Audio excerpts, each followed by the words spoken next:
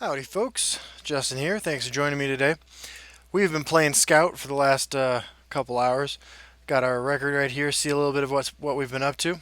Interestingly enough, 3 Scout mirrors in our last 3 games. Currently up to Legend 63, and we are going to continue to push forward. See what we can do. Um, Looking to the list is up on the left as usual, but we're considering finding a spot for a third Kinsman. That card has been doing work for us, but for right now we're not going to make any changes. We're just going to hop on with what we've got. The deck list on legendsdecks.com has been updated to what we've been playing this last couple days. So if you want to check that out and have that available to you, that link is found in the comments below and the little description of the video below. Hope everyone is doing pretty well. The season is wrapping to a close. We're about to get our copies of Histgrove. I am very excited about my copies of Histgrove. Not sure that it's gonna, be great, but I think it's got a lot of potential, and I'm eager to play with it. Playing against iCheese 7. Justin. Let's see about this iCheese gentleman. The healer. So we can play something interesting. Spellsword. I'll take it. That's something. It's not assassin or mage. We don't have the elixir. Always a bummer. We'll keep our Murkwater Witch. Got a second Murkwater Witch and a Thieves Guild recruit. So got some early game options. What are we up against today? Wind keeps Spellsword. So we're gonna witch that while keeping our guy over here to kind of funnel things into this lane, and then we have the ability to drop the protector next turn, or if it's the better play, kill it with the witch. So what is our best play here? I feel like witching down this is pretty solid. Not the best use of our magicka, but I don't see where playing a Black Sap Protector is great right now when we could lay it down to oppose something more enticing, as a target. And no play from our opponent seems pretty good for us. So now we are going to Thieves Guild recruit and Fighters Guild recruit. We're going to recruit up, and I think this is a pretty good position. Now all we've seen from our opponent is 2 spell swords, which suggests this might be control, which means we need to get off our ass and start pushing some damage against our opponent so that we don't get overrun by manticoras later on. But, this could just be a really slow start from a tokens player as well. Or it could be that new mid-range version that has been gaining popularity, and looks like that's actually what it is. So a couple of options here: Sap Protector, Cut Purse, or we ramp.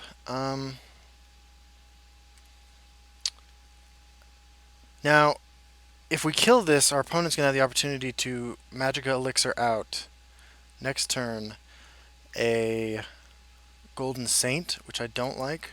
So I'm going to Thorn Histmage and swing face. An Arrow Storm over here wouldn't be great for us, but it would keep him off of Golden Saint trigger for a turn.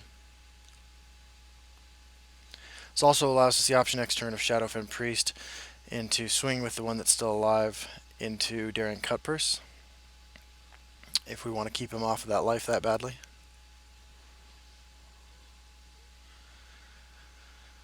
So let's see what we have here.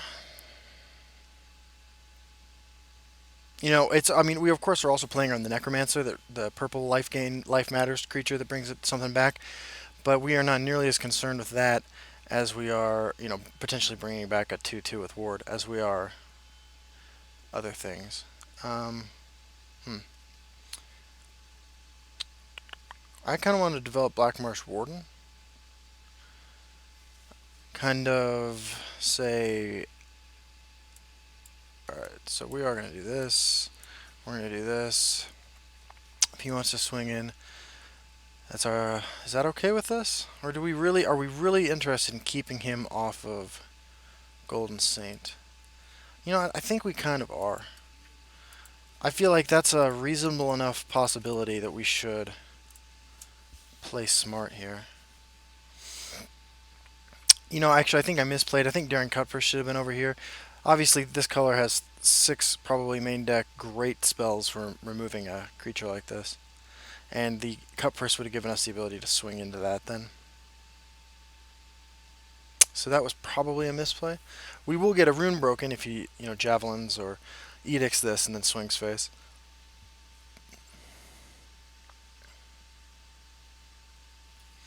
This deck, my opponent might not even be running Golden Saint. It's just such a powerful card, and that the way we're playing right now isn't, I would say costing us. We're not investing too many resources we'd be spending on other things in playing around it.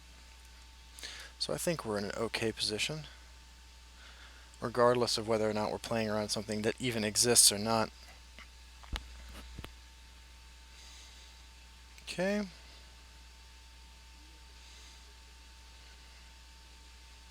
Okay.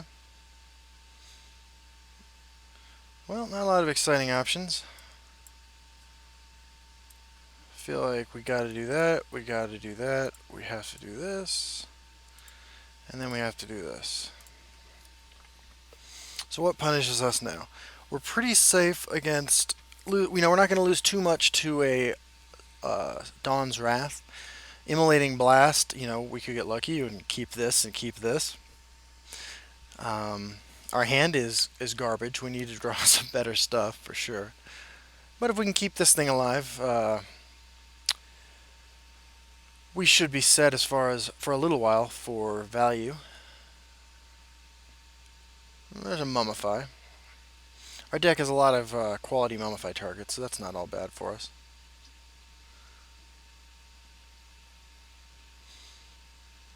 Okay. Well, if there's ever anything we wanted to slam a Tazcat into, I think that's it. Get a Prophecy. I'm going to make some tokens, or is it a Javelin? I gotta say, I don't particularly mind a Javelin right now. If our opponent's feeling desperate, he might Javelin this thing. Healing Potion. Alright. Okay. So definitely control, between the 2 life gain cards we just saw. His hand is probably some, I feel like him having Manticore in hand is basically assured at this point. So that's something we need to keep in mind. If he's playing that because he doesn't have better plays, seems likely, right? That it's because his hand is full of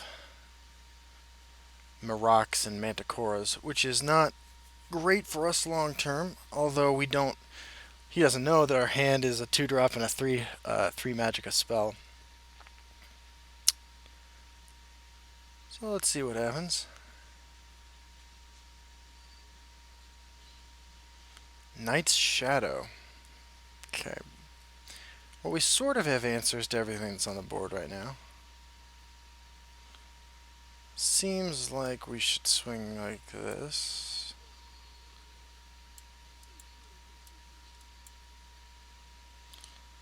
And, not a great play on my heart, breaking that rune with this instead of this.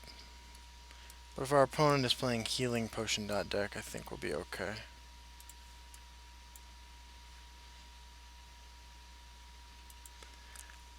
So next turn, our opponent's going to have access to 10 Magicka. Could be a disaster. Let's see what happens.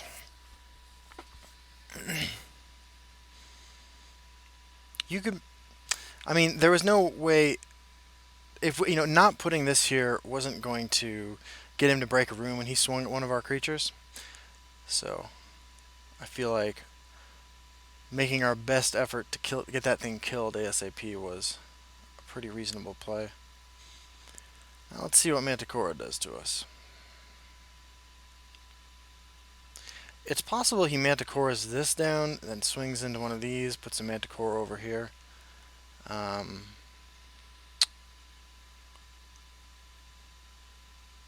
think that's a board position we can still come back from. We got a lot of great live draws. You know, being at 11 magic next turn means that our 2 blood magic lords are spectacular draws. So there's definitely that. Let's see what happens. Opponent's running out the clock. Shot clock is hitting 10, 9, Manticora, Manticora, Manticora. Edict of Azura. Okay. And it looks like I did my math wrong. I forgot we were at 29 and not 30, so we did get the value there. Okay, so we have quite a bit of damage on board. 5, 6, 7, 8, 9, 12, 15 total. Let's Thieves Guild recruit first. Black Sap Protector.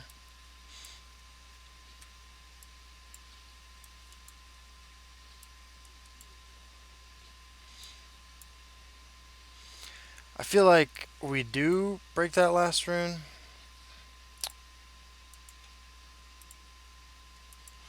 And we're just all in. We only need one of these creatures that is not our fine lock-picking Argonian delinquent to survive and make it into the red zone next turn in order to win. Crushing Blow.